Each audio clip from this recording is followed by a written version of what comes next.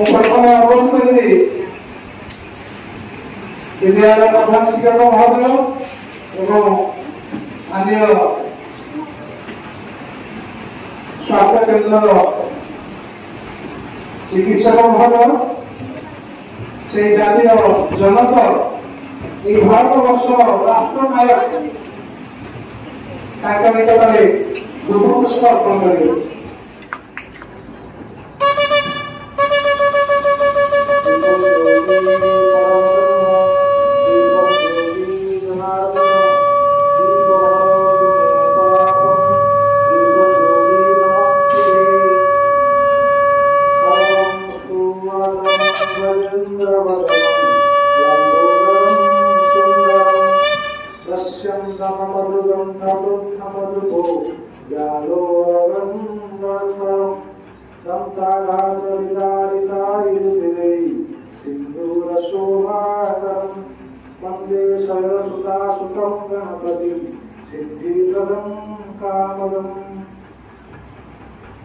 सर्वे भवन्तु सुखिनः सर्वे सन्तु निरामयाः सर्वे भद्राणि पश्यन्तु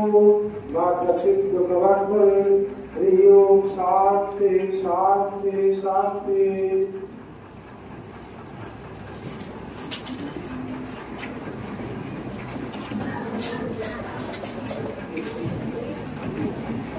जय जयकार ध्वनि आज 155तम पवित्र गांधी जयंती अवसर में सरकारी उच्च विद्यालय प्रधान शिक्षक महाभारत एवं सहकर्मी बंधुगण स्थानीय सरकारी स्वास्थ्य केन्द्र चिकित्सक डॉक्टर वैकुंठ साहू महाभारत एवं सहकर्मी बंधुगण मंचर सम्मुख भाव में उपस्थित थिबा अति आदर छात्र छात्री समस्त को पवित्र कार्यक्रम को विद्यालय तरफ आनुष्ठानिक भाव में स्वागत ज्ञापन कर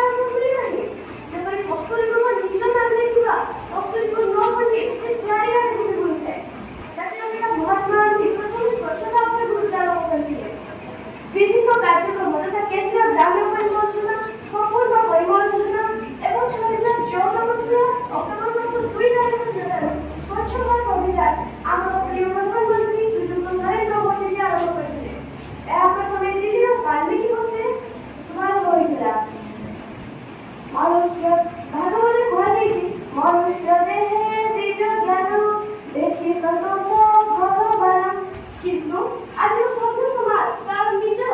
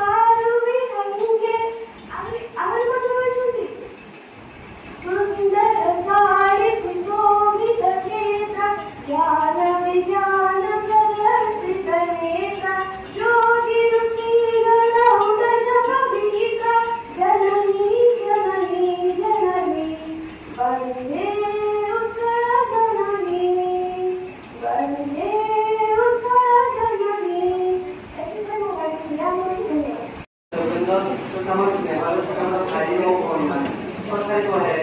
चाहे नहीं भारत चाहे नहीं बोलते सौंदर्य बोले आम भारत और देश प्रगति है से स्वभाव से भी हम एवं भी हम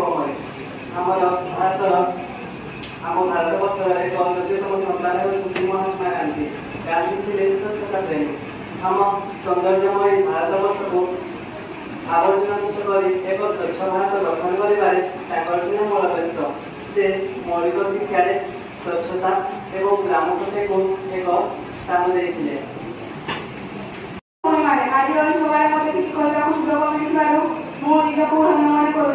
आज आम स्वच्छता दिवस पालन करुचे अक्टोबर 2 तारीख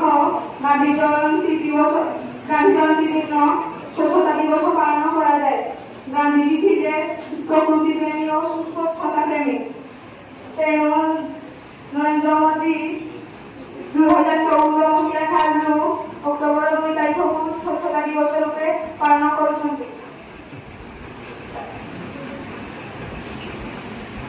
2014 मसीहा ठारू से पालन कर नरेंद्र मोदी कहते यदि 145 कोटी भारतीय निजे निज परिवेश को स्वच्छता रखिबे तेबे आम देश स्वच्छतार शीर्ष में पहुंची से कहते पॉलिथिन और प्लास्टिक बैग आम देश बहुत आवर्जनार शीर्ष विभिन्न टीवी पर्दा और टेलीविजन माध्यम स्वच्छतार गुरुत्व विषय लोक जनाइबार गुरुत्वपूर्ण जीवनले सफल सुशील जन्म स्वस्थताको जति जीवनले खाएका विशुद्ध होइबा कर्म तथापि स्वच्छता भने कौन स्वच्छता हेउछि निजको स्वच्छ रक्षा सहित आमाको चारिपाखको स्वच्छ रक्षा आमे स्वच्छता रक्षा काहीँकि जति कारण जति आमे स्वच्छता नरहिबा तेबे आम आखपाखको स्वच्छता नरहिबा आमे विभिन्न रोगले पीडित हेबा आजिकाली चारिआडे अस्वच्छ हेबार लागिछि आमको एहाको विभिन्न पदक्षेप माध्यमले बन्द କରିବାକୁ पडिବ सम्माननीय सभापति महोदय पूज्य गुरुजी गुरुजनवृन्द उपस्थित हुने छोटा बड़ा भाइ र भौनी तथा मोर सहपाठीगण समस्तको ମୋର शुभकामना ମୁଁ ଶ୍ରୀକାରିଣୀ ସାହୁ ନବମ ଶ୍ରେଣୀର ଛାତ୍ରୀ ଏହି ସ୍ୱଚ୍ଛତା ପକ୍ଷ ଉପରେ ନିଜର ସଂକ୍ଷିପ୍ତ ବକ୍ତବ୍ୟ ରଖିବାକୁ ଯାଉଅଛି ମାନବ ସମାଜର ସୁସ୍ଥ ସୁନ୍ଦର ଜୀବନ ଫଳରେ ସ୍ୱଚ୍ଛତା ଗୁରୁତ୍ୱପୂର୍ଣ୍ଣ ଭୂମିକା ଗ୍ରହଣ କରିଛି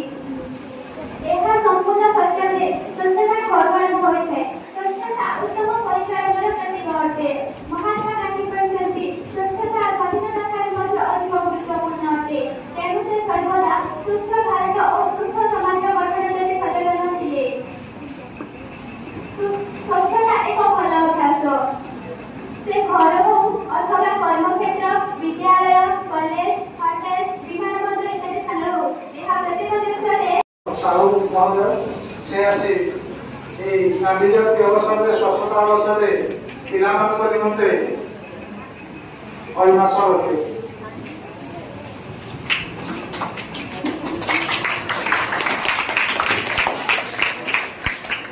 पिलाମାନେ बहुत सुंदर भाव में डिबेट रे कहते स्वच्छता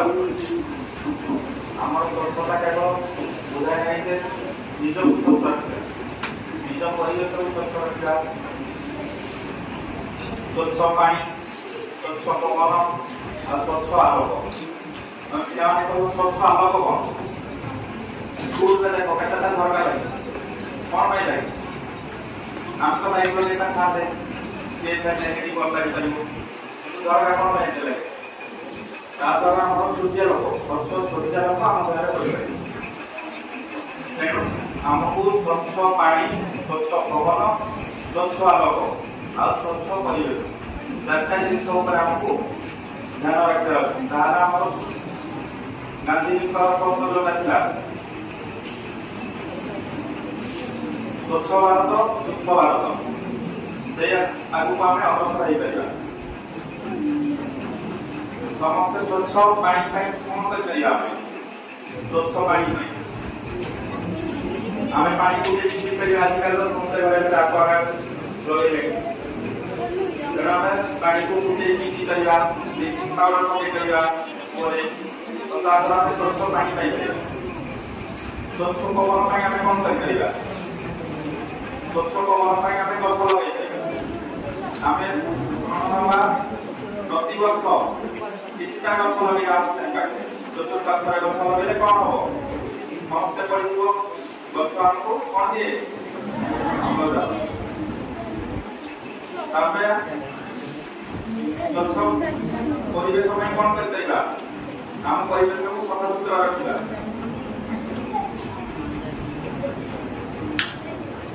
तो ठीक करिए हमर जो रोग जहाँ भी होती है हम परिवेश को भी आम रोग हमको रोग हम ना रोग ना तो जीवन यापन कर समस्ते कौन करवा सका सबुदिन 10 घंटा परिश्रम करवा एक्सरसाइज करवा द्वारा हम सुस्थ जीवन यापन पाई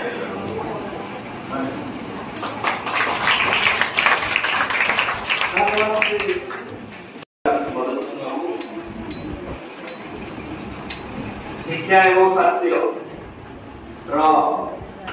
आज जो मिलन घटी प्रकृत प्रश्न को वास्तव रूप देला मुझे से मो तथा आम पूर्व परिवार वर्ग समस्ते अत्यंत आनंदित मंचासीन स्थानीय चिकित्सालय मुख्य चिकित्सक महोदय बाबू आमर मदन बाबू एवं विद्यालय समस्त शिक्षक शिक्षयित्री एवं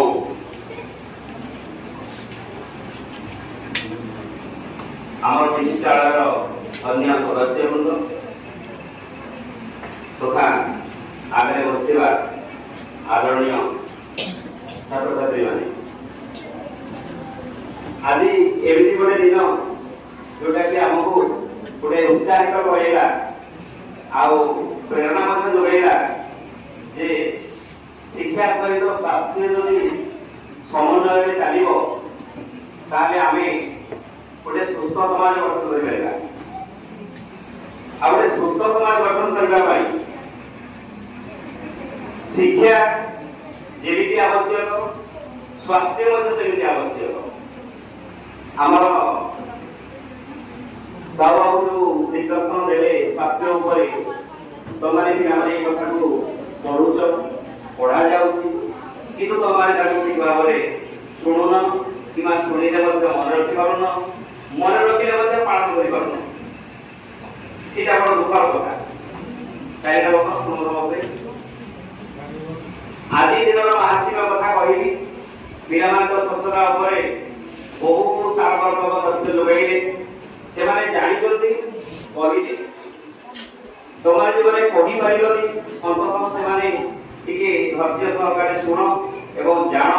तुम किसी दी पद कहीपर क्षमता तुम पाखे निकट भविष्य आज दिन हूँ योगदान महात्मा जहाँ को आम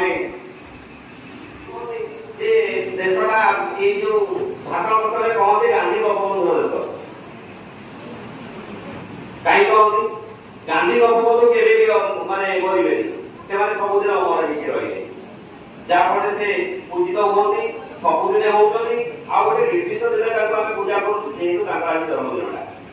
आम जन्मदिन आम घरे पूजा घरे केक काटिक करूँ जानू देश सारा जानूना कहीं आम से महान नुह तुम्हें भी से महान हो जाओ तुमको जन्मदिन पालन करेंगे समस्ते आगे सहज कथा नुह ये महापुरुष मान जन्मदिन पालन कर सारा देशव्यापी विश्वव्यापी बोधे इंग्राजी आम शिव मुझे जानी पाइबार कलेज लेवल सब पढ़ा पाइब reading by R.N. Tagore Rabindranath Tagore Mahatma आज्ञा करते